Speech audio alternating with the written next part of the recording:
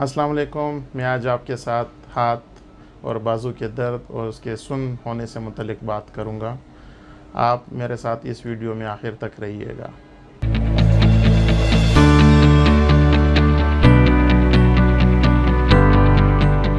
मेरा नाम surgeon doctor Ahmad हबीब है। मैं कंसल्टेंट ऑर्थोपेडिक ट्रॉमा हैंड और जॉइंट रिप्लेसमेंट सर्जन हूँ।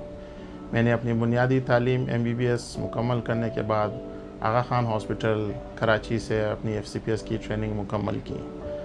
बाद अज़ा पट्टों और रगों की आला तालीम के लिए मैंने जर्मनी से तालीम हासिल की और मैं पिछले 8 साल से आगा खान हॉस्पिटल कराची से मुंसलिक रहा हूँ। मैं इस वक्त सुबह के टाइम शेख ज़ैद हॉस्पिटल कोयटा में एज असिस्टेंट प्रोफेसर अपने खिदमत सर अंजाम दे रहा हूँ और शाम को मैं राहत हॉस्पिटल आर्ट स्कूल रोड में अपनी प्रैक्टिस कर रहा हूँ।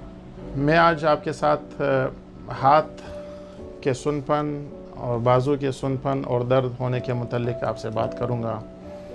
ये बहुत एक कॉमन बीमारी है, ख़ुसूसन औरतों में ये चीज़ बहुत कॉमन है, एक बाजू और एक हाथ में दर्द होना और उसका सुन होना। क्या आप मरहम की सर्विसेज अवेल करना चाहते हैं तो आज ही गूगल करें हेल्प मी मरहम और घर बैठे डॉक्टर की अपॉइंटमेंट बुक कराएं या फिर ऑनलाइन वीडियो कंसल्टेशन के थ्रू अपने डॉक्टर से ऑनलाइन बात करें और मेडिसिन और लैब टेस्ट के ऊपर डिस्काउंट भी हासिल करें। इसकी अलामात ये हैं कि अक्सर औरतें मैंने देखी है जो क्योंकि ये बहुत कॉमन है औरतों में, इसमें हाथ का सुन होना और हाथ और बाजू में दर्द रहना।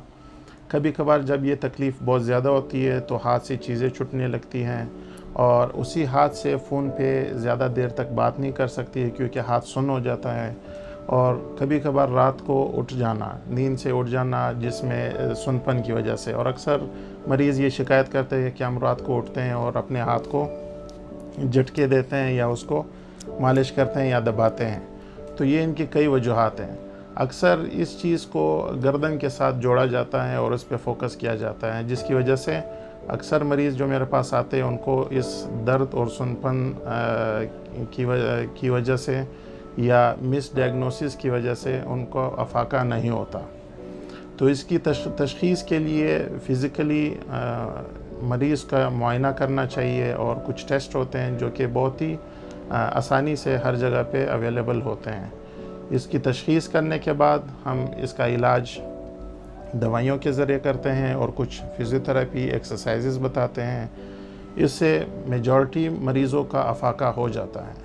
जिन मरीज़ों की यहाँ पे नस की दबाव बहुत ज़्यादा हो और शदीद हो तो उसमें फिर हम लोग इंजेक्शन भी लगाते हैं जिससे मज़ीद कुछ लोग उससे अफाका हासिल कर लेते हैं। आखिर में अगर बहुत ज़्यादा तकलीफ़ हो, दवाइयों और इंजेक्शन से अगर तकलीफ़ दूर ना हो तो फिर एक छोटा सा ऑपरेशन किया जाता है जो कि यहाँ पे इस एरिया को हम लोग सुन करके एक छोटा सा ऑपरेशन करते हैं और फिर इस नस को खोल देते हैं और उसका दबाव ख़त्म हो जाता है, जिसकी वजह से मुकम्मल अफाका मरीज़ को हासिल हो जाता है। आप मेरी क्लिनिक और ऑनलाइन अपॉइंटमेंट मरहम की वेबसाइट से ले सकते हैं। बहुत शुक्रिया।